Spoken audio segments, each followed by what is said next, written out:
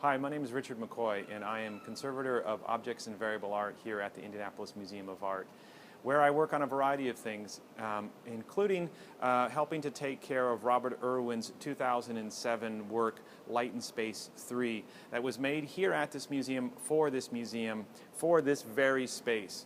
Bob would call this a site-conditioned artwork. It's a kind of artwork that is only meant to exist in this very spot. And so what he's done is he's made an intervention with the environment here that creates what he would call a kinetic artwork, which is to say one that moves or otherwise you move through.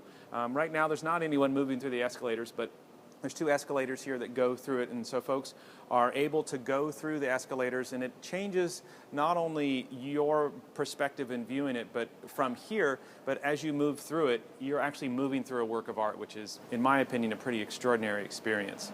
And so, but what I wanted to tell you about, in addition, is a little bit about the artwork, is how do we care for it here at the IMA.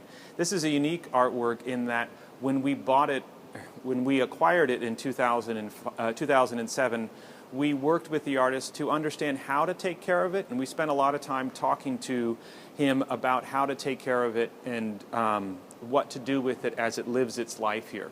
You'll notice that it has either these 2-foot or these 4-foot light bulbs in it, and those are all what's called T12 light bulbs.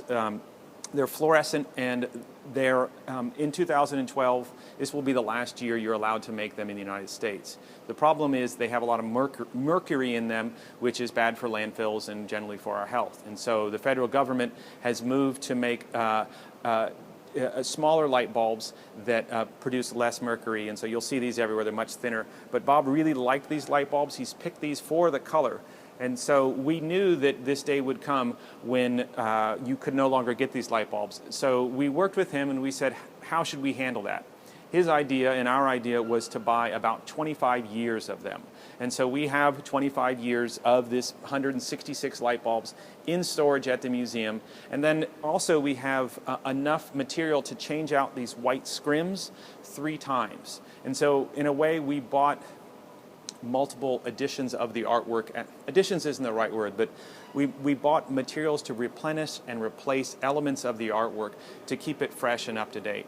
And so here we are in 2012, and we've just recently completed a complete relamping of the light bulbs. That's to say, we took out every single one and we put new ones back in. So we've gone through our first relamping. All of the light bulbs work. It looks great, and we have a number of opportunities to do that in the future. The interesting thing in the end is when I talked to Mr. Irwin, Bob, I said, what do we do when we can't get any more of these light bulbs? He said, the artwork's over.